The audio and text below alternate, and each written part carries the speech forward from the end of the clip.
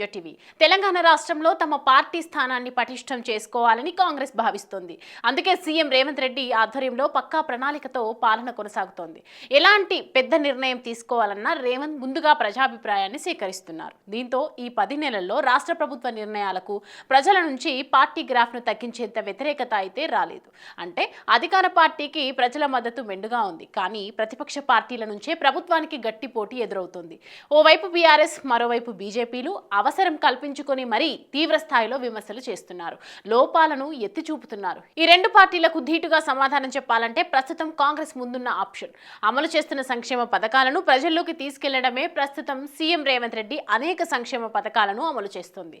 కానీ ఆ మంచి కార్యక్రమాలన్నీ కూడా ప్రజల్లోకి తీసుకెళ్లడంలో ఆ పార్టీ విఫలమవుతుందనే అభిప్రాయం వ్యక్తమవుతోంది.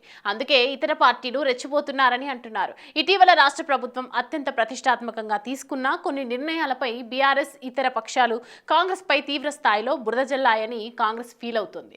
ఇదంతా గమనిస్తున్న కొంతమంది సీనియర్ కాంగ్రెస్ నేతలు వ్యతిరేక ప్రచారానికి గట్టి కౌంటర్ రెడీ చేస్తున్నారు. దీనికి నేతలంతా పీసీసీ చీఫ్ మహేష్ కుమార్ గౌడ్ తో కూడా మాట్లాడినట్లు సమాచారం. ఆయన కూడా సోషల్ మీడియాను ఏర్పాటు చేసుకుంటే మంచి సలహా ఇచ్చినట్లు తెలుస్తోంది. ప్రతిపక్షాలు సోషల్ మీడియాలో చేస్తున్న విమర్శలను ధీటుగా ఎదుర్కొని అసలు విషయాలను ప్రజల్లోకి బలంగా చేరవేసేలా ఒక స్పెషల్ వింగ్ ను ఏర్పాటు చేసుకోవాలని డిసైడ్ అయినట్లు సమాచారం. గత ఎన్నికల్లో కాంగ్రెస్ గెలుపుకు సోషల్ మీడియా కూడా ఒక కారణం. అలాంటి సోషల్ మీడియాను అధికారంలోకి వచ్చాక పట్టించుకోకపోవడం వల్లే ఇప్పుడు ప్రతిపక్షాలు చెలరేగిపోతున్నాయని కాంగ్రెస్ అనుకుంటుంది. అందుకే ఇక నుంచి మనం కూడా సోషల్ మీడియాలో యాక్టివ్ గా ఉండాలని కాంగ్రెస్ నిర్ణయం తీసుకుంది.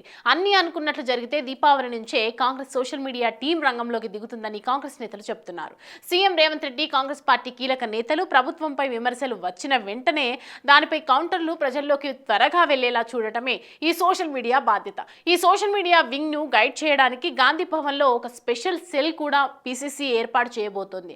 ఏదైనా ఇష్యూను బట్టి ఎలా స్పందించాలో సోషల్ వారియర్స్ కు ఈ స్పెషల్ సెల్ సూచనలు ఇస్తుందని తెలుస్తోంది. తాజా పరిణామాలన్నీ చూస్తుంటే రాష్ట్రంలో రాజకీయాలు మున్ముందు మరింత రసవత్తరంగా మారబోతున్నాయన్నది మాత్రం అర్థమవుతుంది. మరి ఈ సోషల్ మీడియా వార్లో ఏ పార్టీది పైచేయి అవుతుంది, ఎవరి వాదనను ప్రజలు విశ్వసిస్తారు అనేది రానున్న రోజుల్లో చూడాలి.